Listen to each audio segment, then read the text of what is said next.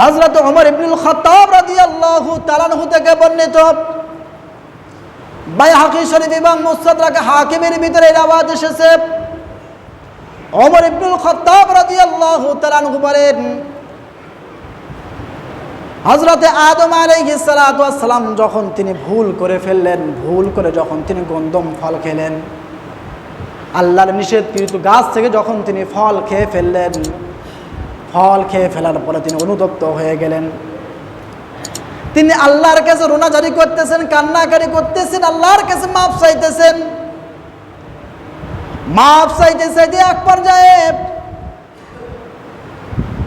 পয়গম্বর আদম আলাইহিস সালাতু ওয়াস সালাম রব্বুল আলামিনকে লক্ষ্য করে বলছেন, মাবুদ মাওলা, আমি আপনার কাছে মুহাম্মদ সাল্লাল্লাহু আলাইহি ওয়াসাল্লামের ওসিলা দিয়ে আপনার কাছে আমি মাফ চাইতেছি। সুবহানাল্লাহ।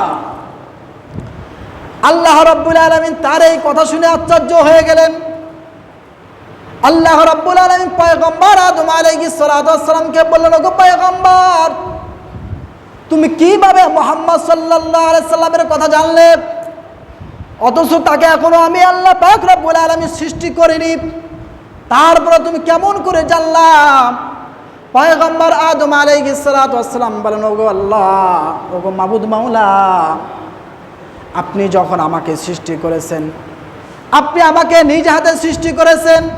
আমাকে সৃষ্টি করার পরেই যখন আপনি আমার ভিতরে রূহ নামে এই মেশিনটা সেট করে দিয়েছেন, এই মেশিনটা যখন সেট করে দিয়েছেন, সেট করে দেওয়ার পরে আমি আমার মাথাকে উঁচু করেছি।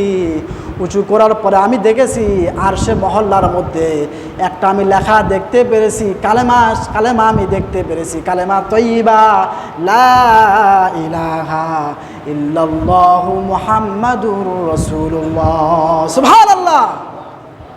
আয় আল্লাহ, আপনি আমাকে যখন সৃষ্টি করে আমার ভিতরে যখন রূহ নামে মেশিনটা সেট করে দিয়েছেন, আমি আমার মাথা উঁচু করেছি। উঁচু করার পরে আমি আরশে মহল্লার মধ্যে লেখা দেখতে পেয়েছি, লা ইলাহা ইল্লাল্লাহ মুহাম্মাদুর রাসূলুল্লাহ। সুবহানাল্লাহ। আমি এই নাম দেখার পর আমি স্পষ্ট বুঝতে পেরেছি আপনি আল্লাহ পাক রব্বুল আলামিন নামের সাথে এমন কোনো সাধারণ কোনো ব্যক্তির নাম হতে পারে না, যে ব্যক্তির দুনিয়ার মধ্যে কারো কাছে কোনো দাম নেই। আমার দিলে বিশ্বাস হয়ে গেছে আপনার নামের সাথে এমন ব্যক্তির নামেই হতে পারে যে ব্যক্তি সারা পৃথিবীর মধ্যে সেরা, এবং আপনি আল্লাহ পাক রব্বুল আলামিনের কাছেও সেরা। সুবহানাল্লাহ। আপনি আল্লাহ পাক রব্বুল আলামিনের কাছে যে ব্যক্তি সেরা হবে, যে ব্যক্তি আপনার কাছে সবচেয়ে প্রিয় হবে, সেই ব্যক্তির নাম ছাড়া কোনো নাম হতে পারে না।